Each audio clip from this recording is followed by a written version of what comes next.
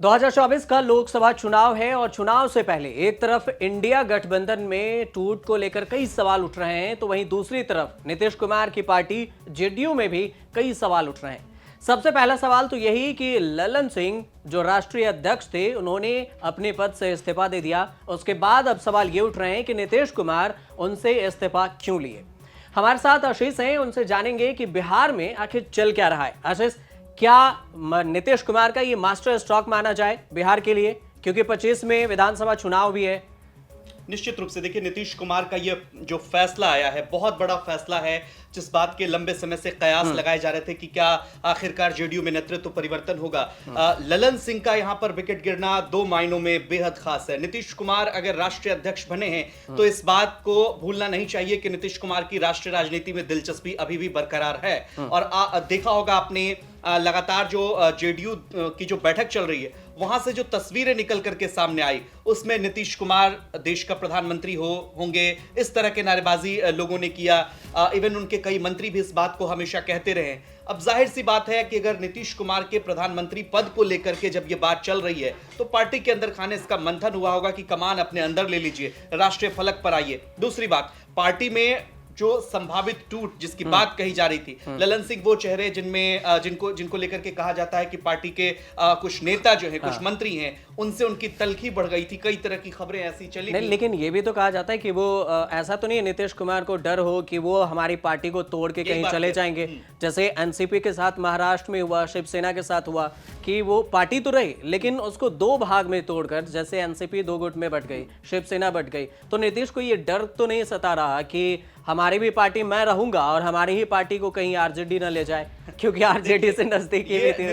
देखिए, नीतीश कुमार को समझना जो है वो राजनीतिक पंडितों के लिए मुश्किलों भरा फैसला होता है हमेशा से ही। नीतीश कुमार कब किसको अपने फैसले से चौंका देंगे। आपने महाराष्ट्र का जिक्र किया, आपने देखा होगा हर जगह ऑपरेशन लोटस सफल होता है, लेकिन बिहार की धरती से नीतीश कुमार ने 2015 में भी भारतीय जनता पार्टी को, जब सत्ता के सवाब पर थे प्रधानमंत्री नरेंद्र मोदी, 2014 में भी आरजेडी के साथ मिलकर के पटकनी दे दी। नीतीश कुमार कब क्या कर लेंगे ये कहना मुश्किल। जो बात आप कह रहे थे कि क्या जेडीयू में कोई संभावित टूट है, आज उसी का फलसफा है कि आरजेडी, लोग कह रहे थे कि आरजेडी से ज्यादा करीबी हो गई है ललन सिंह की। देखिए, नीतीश कुमार राष्ट्रीय अध्यक्ष बनने जा रहे हैं, पार्टी को पूरी तरीके से अपने कब्जे में लेने की ये कोशिश है। और अगर थोड़ी बहुत कहीं कोई मतभेद, क्योंकि 2024 का लोकसभा चुनाव है, 25 में विधानसभा चुनाव है, और ऐसे में जरा सा भी कहीं से भी टूट की कोई खबर नीतीश कुमार को भनक लगती है। दो चीजें होती है। एक तो ये सवाल उठ रहा है कि क्या लालू प्रसाद के दबाव में कहीं तेजस्वी यादव को सीएम बनाने के लिए, ऐसा तो नहीं है कि नीतीश हड़बड़ा गए कि हाँ जल्दी से हम जल्दी कर लेते हैं और अपनी कमान हाथ में ले लेते हैं कि नहीं हो तो क्या पता हमारी पार्टी ही टूट जाए। दूसरी ये भी है कि 2024 में इंडिया का है और इंडिया के बीच में उन्हें पीएम का फेस माना जा रहा है। बोल रहे हैं कि वो खुद कहते हैं कि हमें नहीं बनना, लेकिन एक तरह से अपने आप को दूर रखकर और पास जा रहे हैं। ऐसे उनके कार्यकर्ता नारे लगा रहे हैं कि हाँ पीएम फेस बने, वो कह रहे हैं कि हमें कोई लोभ लालच नहीं है। तो ये डर कैसा? देखिए, लगातार ये बात कहना कि हमें कुछ नहीं चाहिए, हमें कोई लोभ लालच नहीं है, इस बात की ओर इशारा करता है कि कहीं ना कहीं दिलचस्पी है। जैसा कि मैंने भी पहले भी कहा कि उनकी राष्ट्रीय राजनीति में हमेशा से दिलचस्पी रही है। दूसरी बात, आपने कहा कि आरजेडी, संभावित डर जो है नीतीश कुमार को सिर्फ आरजेडी से नहीं है, भारतीय जनता पार्टी से भी उतना ही डर है। अगर नीतीश कुमार के आधे विधायक इधर से उधर हो गए तो सरकार बदल सकती हो सकता है, ये नेतृत्व परिवर्तन हो सकता है। लेकिन नीतीश कुमार एक ऐसे खिलाड़ी जिनको पता है कि कब कौन सा फैसला लेना है। अब नीतीश कुमार उन संभावित टूट से भी पार्टी को बचाकर लेके जा सकते हैं, बचा सकते हैं।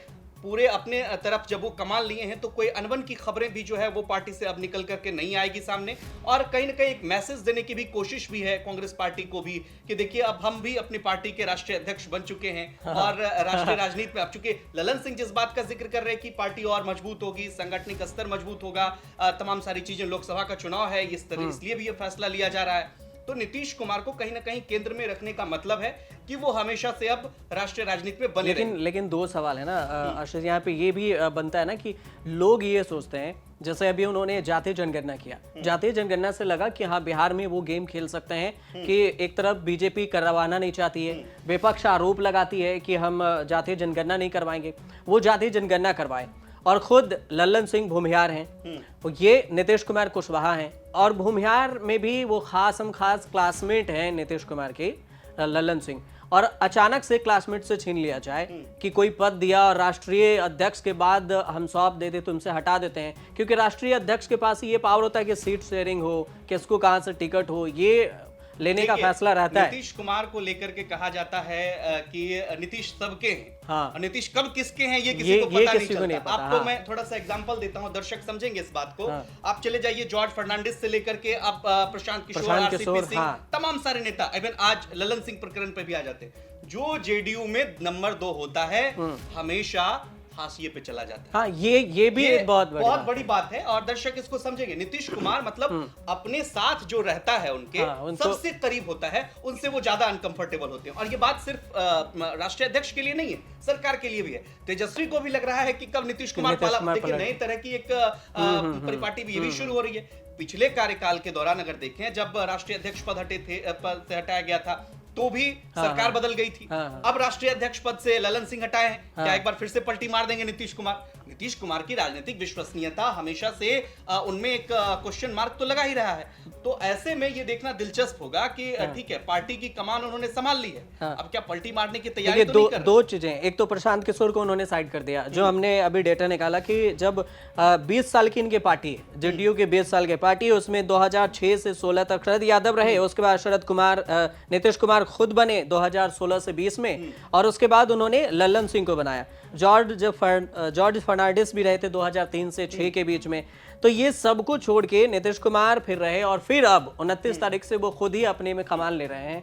तो डर एक सता रहा है, जातीय जनगणना है, वो पीएम फेस बनेंगे इंडिया। जनगणना की जो बात आपने कही, दर्शकों को ये बात समझना पड़ेगा कि जिस कास्ट का आपने जिक्र किया, उस कास्ट इक्वेशन में ललन सिंह फिट नहीं बैठ रहे हैं। हालांकि फिट तो नीतीश कुमार भी नहीं बैठ रहे हैं, उनकी भी आवाज, लेकिन उनके संसदीय क्षेत्र तो कहते हैं कि उनका गढ़ है भूमिहार बेल्ट में, गढ़ है। और आज जो ललन सिंह ने जिस बात का जिक्र किया, तमाम सारे नेताओं के बयान आए, केसी त्यागी का बयान आया, दिग्गज नेता, थिंक टैंक माने जाते हैं, उन्होंने कहा कि 2024 की तैयारी चूंकि ललन सिंह कर रहे हैं, इसलिए जो है वो चाहते हैं कि नीतीश कुमार खुद ये कमान संभाले। लेकिन जो बात आप कह रहे हैं उसमें दम है कि कहीं ना कहीं उनके मन में यह आशंका है पार्टी टूट जाएगी।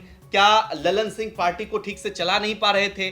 क्या जो आपसी मतभेद थे आने वाले चुनाव में वो आपसी मतभेद और ज्यादा खुल करके सामने आता? टिकट बंटवारे में जेडीयू को कौन सी सीट कहां जानी है, इसका फैसला अगर ललन सिंह ले लेते, 1-2 सीट पर फैसला अगर वो लेंगे, हो सकता है इसका दूसरा मैसेज चला जाए। अब नीतीश कुमार जब ये फैसला लेंगे तो नीतीश कुमार अपनी पार्टी के सर्वमान्य नेता हैं, उनके फैसले को टालना या उनके फैसले पे सवाल उठाना किसी के लिए मुश्किल होगा। ये इनके लिए, ललन सिंह के लिए आदरणीय विदाई तो नहीं माना जा रहा है कि आपको सम्मान से बोला गया कि हम पहले विदाई नहीं देंगे, वो इस्तीफा नहीं देंगे, उसके बाद अचानक से गुलदस्ता थमाया और टाटा बाय बाय करवा दिया। राजनीति में कौन कब विदा हो जाएगा ये कल तक तो यही कहा जा रहा था कि नहीं हम नहीं जाएंगे, बीजेपी कहेगी तो जाएंगे। ललन सिंह भी टोंट मार रहे थे कि हमें बीजेपी कहेगी, पूछ के आपको मीडिया वालों को बता देंगे, लेकिन अचानक से चले गए।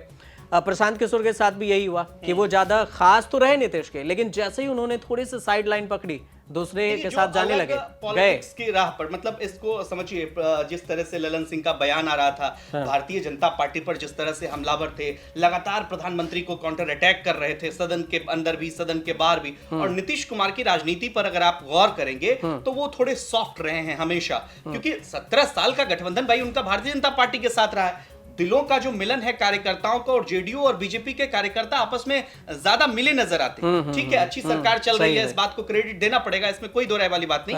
नीतीश और तेजस्वी की अच्छी सरकार चल रही है, नौकरियों पर बात हो रही है, लेकिन जमीनी स्तर पर जेडीयू और कार्यकर्ता, जेडीयू के कार्यकर्ता और आरजेडी के कार्यकर्ता दोनों दो ध्रुव पर खड़े होते हैं। दोनों एक दूसरे के विपरीत विचारधारा के लोग हैं, क्योंकि एंटी लालू जितने भी लोग हैं वो नीतीश कुमार के साथ आए। 2005 में वो सत्तासीन हुए, और 2005 से 2010 का नीतीश, और उसके बाद अब के नीतीश, इस दोनों में बहुत बड़ा फर्क है। इस फर्क को तो इसमें गठबंधन में भी बिहार में तो पड़ेगा। बिहार में कितना फर्क पड़ेगा मुझे ये बताइए। जैसे 2025 के विधानसभा चुनाव, उससे पहले लोकसभा चुनाव, तो जातीय जनगणना हो या जाति को लेकर जो सवाल उठता है बिहार में, बिहार की राजनीति जाति पे ही आधारित होती है, क्योंकि आप बिहार खबर करते हैं, आपको अच्छे से पता है कि वहाँ भूमिहार हो, कुशवाहा हो, बाकी जितने भी हैं, लेकिन दो सेंट्रिक, जैसे कुशवाहा बेल्ट में नीतीश खुद ही कमान ले लिए, भूमिहार को उन्होंने साइड कर दिया।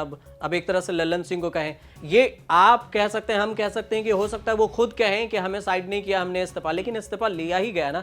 लेकिन देखिए जो कार्यकाल का कास्ट टाइम इक्वेशन को भी देखें तो कास्ट इक्वेशन में जो बात मैं पहले कह रहा था, नीतीश कुमार भी फिट नहीं बैठ रहे हैं। अब कुर्मी की आबादी कितनी है ये भी दर्शकों को समझना पड़ेगा। सवाल ये है कि नीतीश कुमार अगर अपने हाथ में जिम्मेदारी ले रहे हैं तो जो जेडीयू के कार्यकर्ता हैं निश्चित रूप से उनका मनोबल बढ़ेगा।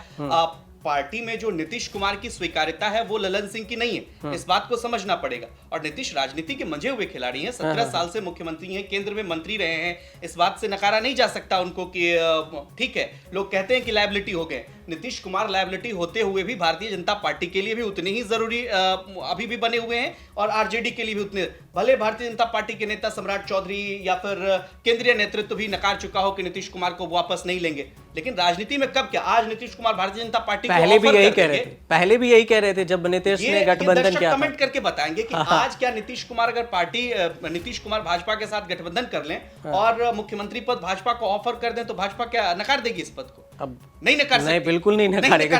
यही राजनीति है। और नीतीश कुमार इसीलिए 17 सालों से सत्ता की धुरी में बने हुए, उनको पता है कि मतलब कमान जो है वो अब तो तीर का कमान भी ले लिए हैं, लेकिन सरकार की कमान कैसे नीतीश कुमार के हाथों में हो, इसके लिए उनके पास अब तक तो संख्या बल है जिससे वो हर दलों को अच्छा अंत में आशीष ये समझते हैं कि क्या ये जो एक सवाल चल रहा है कि क्या नीतीश कुमार सीएम के पद छोड़ देंगे, तेजस्वी यादव को जल्दी बनाने वाले हैं? ये सवाल काफी अब चर्चा में है। देखिए 2 दिन पहले चर्चा में थी कि ललन सिंह इस्तीफा देंगे, ना करते हुए भी हाँ में तब्दील हो गया। अब ऐसा तो नहीं है कि वो लोकसभा में पीएम फेस डिमांड करें और इधर तेजस्वी को सीएम बना दे बिहार में। इस बात की संभावना कम लगती है। देखिए कुछ जो परसेप्शन चला, अब चूंकि आज जेडीयू के नेताओं से जब पूछा जाएगा कि आप ये नकार रहे थे कि ललन सिंह का इस्तीफा नहीं होगा, मीडिया में आप अफवाह फैला रहे हैं, तो भाई ये अफवाह पर ललन सिंह सफाई दे दें। ललन सिंह ही कल कह रहे थे ना कि बीजेपी के दफ्तर से आप लोग सवाल ड्राफ्ट करवा के ले आइए। तो क्या जब ललन सिंह आज इस्तीफा दे रहे थे तो बीजेपी के दफ्तर से उन्होंने उनको इस्तीफा देने के लिए तो नहीं कहा गया होगा, नीतीश कुमार की तरफ से ही कहा गया होगा। इसलिए थोड़ा सवाल उठाने से बचना चाहिए। दूसरा सवाल, ललन सिंह अगर पार्टी से अभी जेडीयू के अध्यक्ष पद से बाहर हुए हैं तो इसके पीछे की कई सारी वजह, लोग कह रहे थे कि अगर नीतीश कुमार की पार्टी में टूट होती है, ललन सिंह कुछ विधायक लेकर के उधर चले जाएंगे तो डिप्टी सीएम वो बन सकते हैं।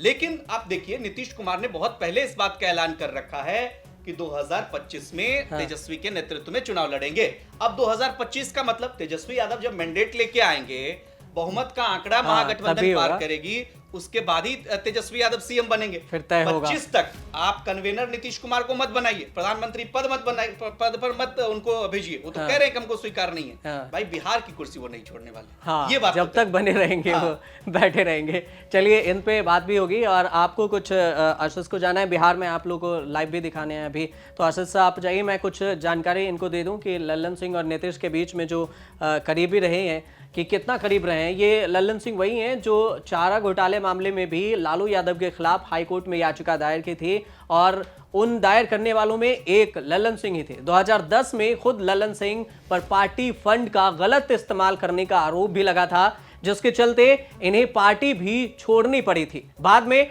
नीतीश और ललन के बीच में सुलह भी हो गई थी। ललन सिंह ने ही साल 2017 में आरजेडी जेडीयू का गठबंधन खत्म करवाया था, दोनों के बीच में गठबंधन खत्म करवाया था और एनडीए में वापसी करवाई थी। बाद में बीजेपी के साथ भी गठबंधन खत्म कराने में ललन सिंह ने ही प्रमुख भूमिका निभाई थी। मतलब सोचिए कि ललन सिंह पहले पार्टी को एक दूसरे के बीच में तोड़ते भी हैं और उसके बाद उनकी मेल मिलाप भी करवा दिए थे और अब खुद ही आप कह सकते हैं कि उनसे खुद ही इस्तीफा ले लिया गया है। ललन सिंह नीतीश के काफी भरोसेमंद चेहरे हैं। आप इस बात को समझिए कि कैसे सीट शेयरिंग, गठबंधन और उम्मीदवारों के चयन, इसके साथ सिंबल जारी करने के लिए एक राष्ट्रीय अध्यक्ष की जितनी आवश्यकता होती है, ललन सिंह के पास ये वो सारा पावर खत्म हो गया है। नीतीश कुमार अब जेडीयू के बॉस हो गए हैं, नीतीश कुमार ही अब सब कुछ करता धरता है जेडीयू के। लेकिन इस सब के बीच में सवाल यह भी है कि इंडिया गठबंधन में नीतीश की क्या भूमिका रहने वाली है। 2024 में जो लोकसभा चुनाव है उसमें नीतीश को क्या रोल होगा, क्योंकि एक तरफ से कांग्रेस पार्टी को लेकर कहा जा रहा है कि नेतृत्व कांग्रेस पार्टी ही करेगी। प्रशांत किशोर भी कह चुके हैं कि कांग्रेस पार्टी सबसे बड़ी पार्टी है तो नेतृत्व कांग्रेस ही करेगी। दूसरी तरफ पीएम फेस को लेकर राहुल गांधी की भी चर्चा होती है और दूसरी तरफ नीतीश कुमार के कार्यकर्ता भी कहते हैं कि उनको पीएम उम्मीदवार बनाना चाहिए। और यहां सिर्फ 2 ही चेहरे नहीं है इंडिया गठबंधन के बीच में, अरविंद केजरीवाल भी कहते हैं कि अरविंद केजरीवाल के जो कार्यकर्ता हैं वो भी कहते हैं कि उनको प्रधानमंत्री बनाना चाहिए, क्योंकि वो काफी ज्यादा पढ़े लिखे व्यक्ति हैं बाकियों की अपेक्षा। नीतीश कुमार अलग हो गए, उधर ममता बनर्जी के बाद में अलग उठाया जा रहा है। इस सबके बीच में एक नाम निकल कर आया, मल्लिकार्जुन खड़गे। मल्लिकार्जुन खड़गे को पीएम फेस बनाने के लिए अरविंद केजरीवाल और ममता बनर्जी दोनों ने मिलकर सहमति जताई, और इस बीच में दलित की बात उठ गई कि हम एक दलित प्रधानमंत्री उम्मीदवार बनाएंगे। लेकिन इस सब के बीच एक और बीच में एक नुक्सा निकल कर आया, वो ये कि बीएसपी मायावती की पार्टी ने, मायावती के कार्यकर्ता ने, मायावती के सांसद ने ये कह दिया कि अगर मायावती को दलित उम्मीदवार के तौर पर, दलित प्रधानमंत्री उम्मीदवार के तौर पर अगर घोषित करता है तो बीएसपी भी गठबंधन में आ जाएगी। इसको कुल मिलाकर अगर देखा जाए तो 2014 में इंडिया गठबंधन की राह इतनी आसान भी नहीं है जितना कि सोचते हैं। आपको क्या लगता है? आप भी कमेंट करके जरूर बताइए कि इंडिया का 2024 में क्या होगा, खासकर नीतीश कुमार को क्या कुछ रोल मिल सकता है। सेंट्रिक राजनीति के लिए नीतीश कुमार कितना लाभकारी या नुकसान होगा नीतीश कुमार के लिए? आप देखते रहिए न्यूज़ स्टार्ट।